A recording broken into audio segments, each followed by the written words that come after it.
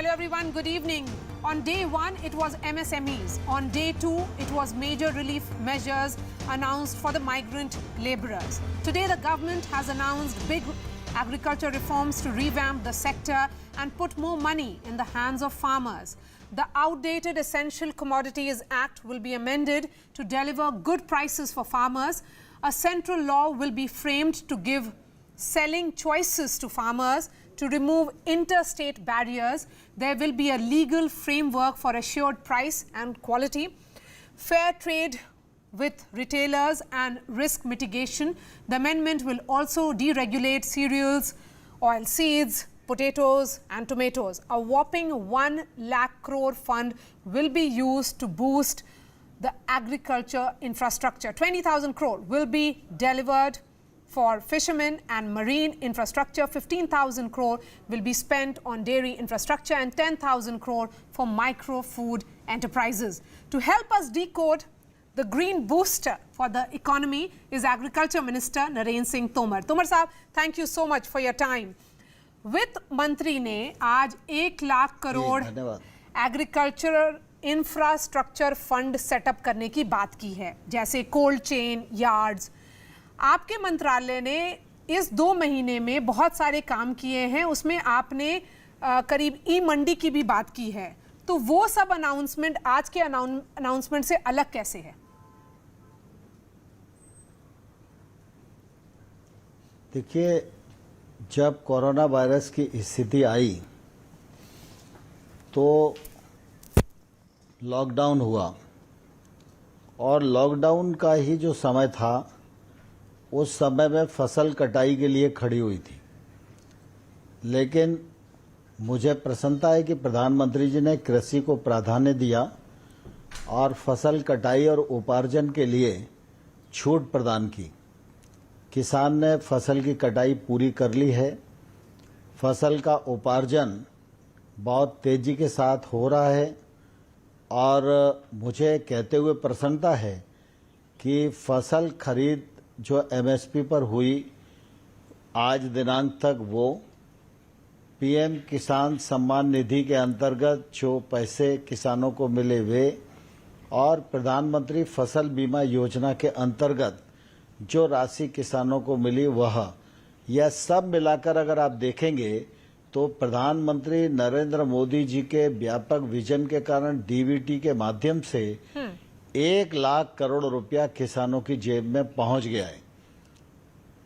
और आज मुझे कहते हुए प्रसन्नता है कि कृषि के क्षेत्र को और व्यापकता देने के लिए और सुविधाएं देने के लिए कृषि उत्पाद को ठीक प्रकार से प्रोसेस किया जा सके, कृषि उत्पाद को ठीक प्रकार से रखा जा सके, समय आए उचित मूल्य पर बेचा जा सके, कृषि के क्षेत्र का जितना भी प्रकार का इंफ्रास्ट्रक्चर है उसके विकास के लिए 1 लाख करोड़ रुपए के पैकेज की जो घोषणा की गई है, मैं यह मानता हूं कि कृषि का क्षेत्र इससे विकसित होगा, समृद्ध होगा, किसान की माली हालत सुधरेगी और किसान का जीडीपी में आने वाले कल में बड़ा योगदान होगा। इस पैकेज में अनेक घोषणाएं की गई हैं। सर, एपीएमसी की बात सब घोषणाओं के लिए प्रधानमंत्री नरेंद्र मोदी जी का हृदय से मैं आभार प्रकट करता हूं, उन्हें बहुत धन्यवाद देना चाहता हूं। सर, एपीएमसी एक्ट की बात की जाए, इस कानून के लिए राज्य सरकारों ने आपके साथ होना बहुत जरूरी है। 3 सालों से ये पेंडिंग था। 1 नेशन 1 एग्रीकल्चर मार्केट की शुरुआत आपने तो कर दी। क्या केंद्र सरकार ने राज्य सरकारों से इस मुद्दे पर बात की है? हम लोगों ने अभी जब लॉकडाउन की स्थिति थी उस समय भी राज्यों को आग्रह किया था कि 3 महीने तक वो मंडी एक्ट से किसान को छूट प्रदान कर दें।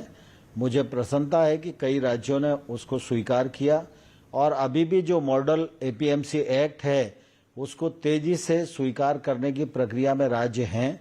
लेकिन मैं समझता हूं कि अगर आप पूरे देश का परिदृश्य देखें, कोई व्यक्ति अगर पेन बनाता है तो वह पेन बनाने के बाद अपनी कीमत पर उस पेन को बेचता है। वो किसे बेचेगा ये उसकी मर्जी पर निर्भर रहता है, लेकिन किसान ही एक ऐसा व्यक्ति है जो परिश्रम भी करे, मेहनत भी करे, पूंजी भी लगाए, और जब उसका उत्पाद आए तो वो तय नहीं कर सकता कि वो कहाँ बेचेगा और कहाँ बेचकर उसे उचित मूल्य मिलेगा। इसलिए केंद्रीय कानून की आवश्यकता थी और आज केंद्रीय कानून बनाने के लिए घोषणा हुई है।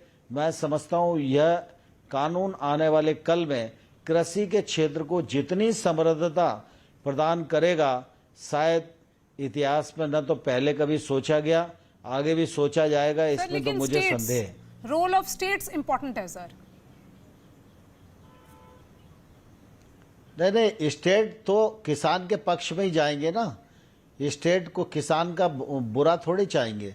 अगर किसान का भला होने वाला है, इससे भ्रष्टाचार की समाप्ति होने वाली है, इससे बैरियर्स हटने वाले हैं, इससे ट्रांसपेरेंसी बढ़ने वाली है, किसान को अपने उत्पाद का ज़्यादा मूल्य मिलने वाला है, इससे गांव में इंफ्रास्ट्रक्चर बढ़ने वाला है, तो निश्चित रूप से ये फायदा तो स्टेट को ही होगा। ऑल राइट सर, ऑपोजिशन कह रही है कि इसमें ज्यादातर जो आज अनाउंसमेंट हुआ है वो बजट में ऑलरेडी हो चुका है, तो आज ज्यादा कुछ नहीं है।